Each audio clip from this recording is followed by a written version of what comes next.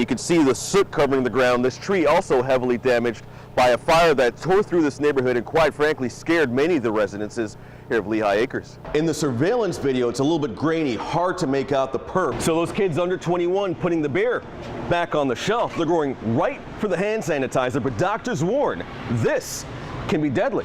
It used to be when you purchased something you didn't like, you would just walk into the store and say something to the manager.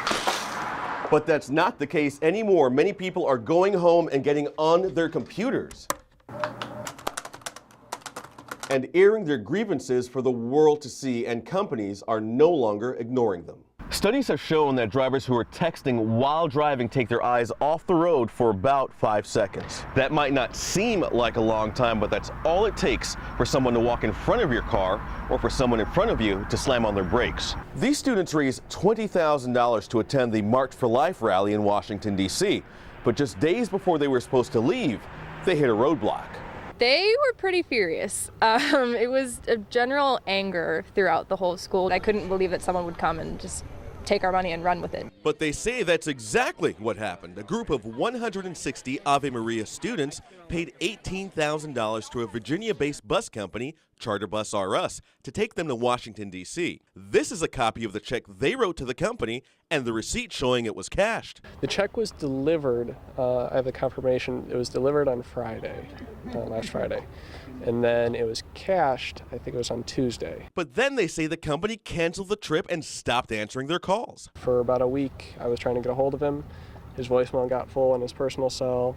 He changed the dialing of their office phone, so it now goes straight to voicemail. So I gave the company a call. Hi, this is Andre Sr. calling with Fox 4 News, and was also forced to leave a voicemail. I then sent an email, but no response. So I did some digging into the company's history. They have an F rating with the Better Business Bureau and 8 complaints.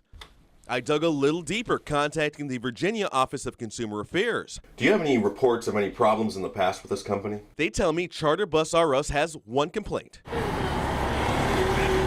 Meanwhile, these students are making the best of a bad situation. They're on their way to D.C. tonight after the university's president stepped in and fronted the cash. When you look at these students and you look at their dedication that they wanted to go so badly on this trip, we just couldn't say at the end of the day, sorry, you can't go.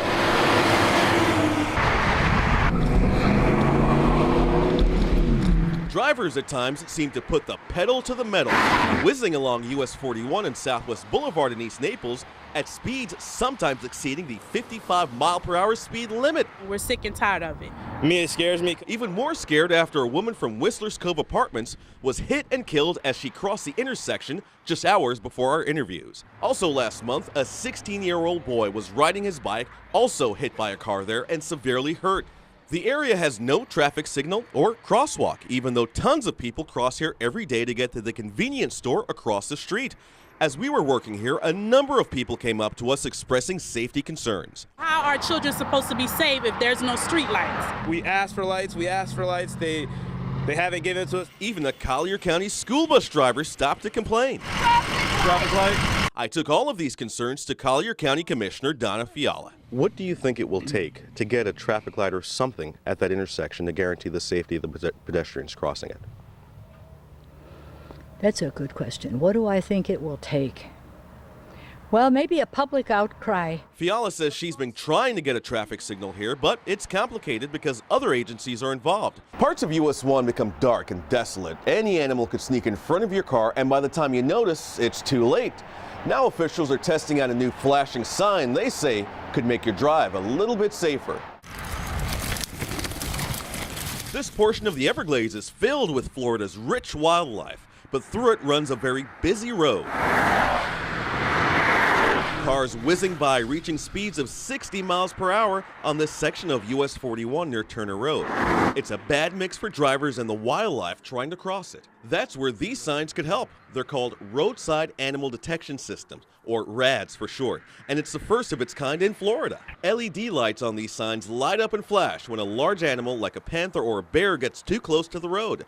There are 6 of them along the 1.3-mile stretch. The signs work like this. Once an animal crosses this infrared sensor on this silver box, the LED lights flash to alert drivers. The RAD system, it's going to work. David Sheely owns the Trail Lake Campground. Some of the sensors and signs are located in front of his business. He believes it will save the lives of endangered Florida panthers, but says it still has a bug that needs to be worked out. In a particular area where we see the cats crossing, it isn't covered by the RAD system. They kind of miss their mark. For its part, FDOT says it's still testing those signs and will be evaluating them over time to see how well they work. The project was paid for with a $450,000 grant by the Department of Transportation. The American shopper is once again on a spending spree. You're packing shopping malls and searching for deals online. But before spending your hard-earned cash, many of you are first checking out the company. Sites like Yelp, TripAdvisor, and Urban Spoon, which allow you to write about the experiences, are increasingly becoming a deciding factor in where to do business. I read reviews and other people read reviews. And many times they are not very flattering. Wanda Batista of Fort Myers started a recent online shopping spree by scanning comments before punching in her credit card number. I looked up their beauty products. I ended up buying some brushes. But then the problems started. The package came late. I was annoyed. I was really annoyed. So I had a mindful to give them my review. It used to be when you purchased something you didn't like, you would just walk into the store and say something to the manager. But that's not the case anymore. Many people are going home and getting on their computers and airing their grievances for the world to see, and companies are no longer ignoring them. I got an email from the company saying if I could take my review off, I can get half of what I paid, like as a refund, like as a bribe. So Wanda took the deal.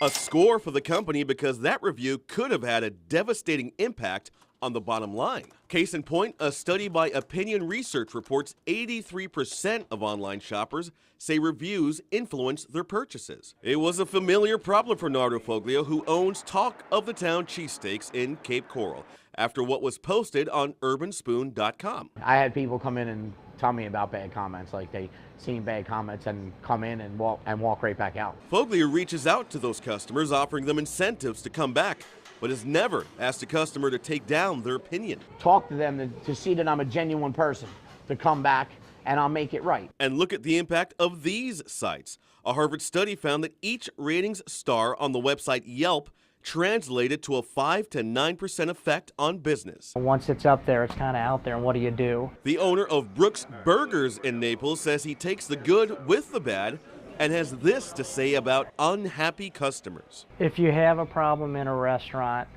we like to hear about it at the time that it happens. But for Wanda Batista, it continues to be the comments that will make or break her buying decision. I always try to pay more attention to the negative ones, see if there's anything there that applies to me. For better or for worse, the web is changing how business is being done.